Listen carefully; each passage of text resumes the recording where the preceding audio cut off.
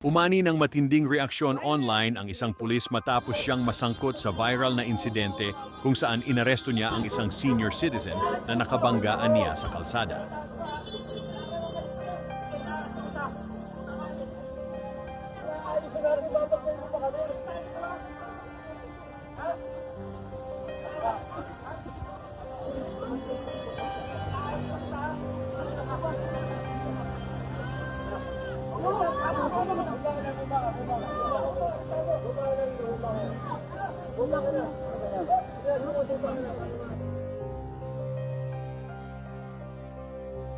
Sa kumalat na video, makikitang pilit na pinabababa ng pulis ang matandang driver ng isang utility van.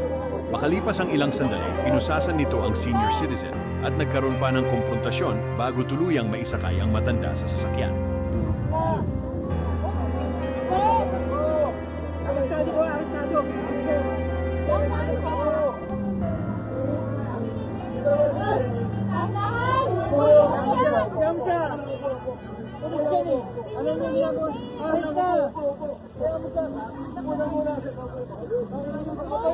Tay, upo ka. Tay, upo po kayo. Upo kayo, Tay. Tay, upo kayo. Kayo? Tay. Wala kayong nagawa?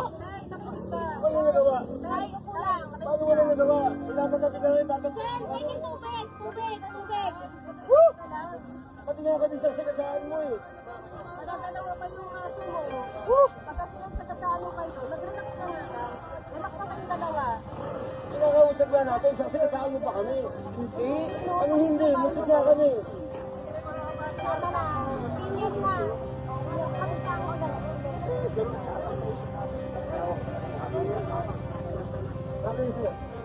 Rastado ka ha? Sir. Gusto pizza sa taas yan! Naaras na.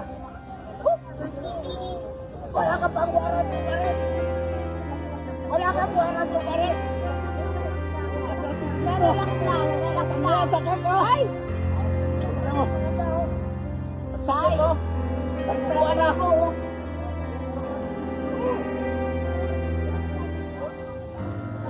Sir, samahan niyo naman yun. Senior na yun.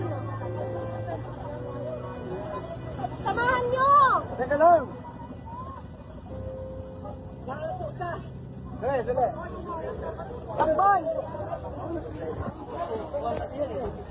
Ayon sa ulat, nagsimula ang insidente matapos masangkot sa isang vehicular accident ang dalawa sa Bagumbayan, Taguig. Iginiit ng pulis na sinubukan umano siyang sagasaan ng senior citizen matapos nilang mag-usap kaugnay ng lisensya nito.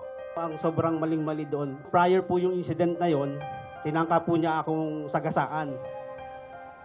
Deliberately po. Dahil sa pagkalat ng video sa social media, agad na umaksyon ang National Police Commission o NAPOLCO at ipinatawag ang pulis upang magpaliwanag tungkol sa nangyari.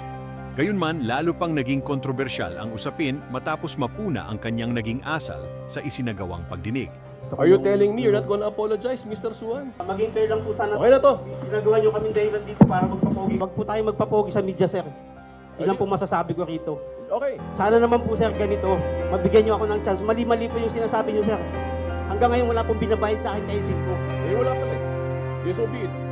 Huwag niyo po sana akong gawing instrumento dito para magpapogi kayo sa media. Hindi kami nagpapapogi dito. Magpapapogi kayo, sir. Bilang resulta, agad siyang nirelieve sa kanyang pwesto bilang miyembro ng Regional Mobile Force Battalion ng PRO-4A.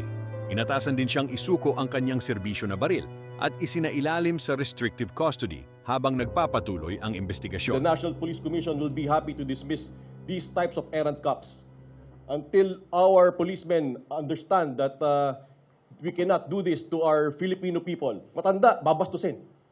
NAPOLCOM Commissioner, babastusin. Nasaan na ba ang respeto natin dito? Corporal Suwan, kaya nawawalan ng tiwala ang taong bayan sa pulis.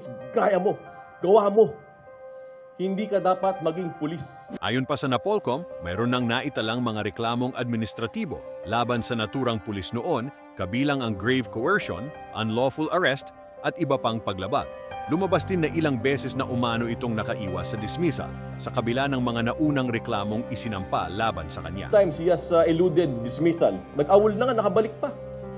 I'm trying to investigate right now. Sa kabila ng pagkakaayos ng pulis at ng senior citizen driver, nadagdagan pa ang mga reklamong kakaharapin ng nasabing pulis kaugnay ng naging insidente.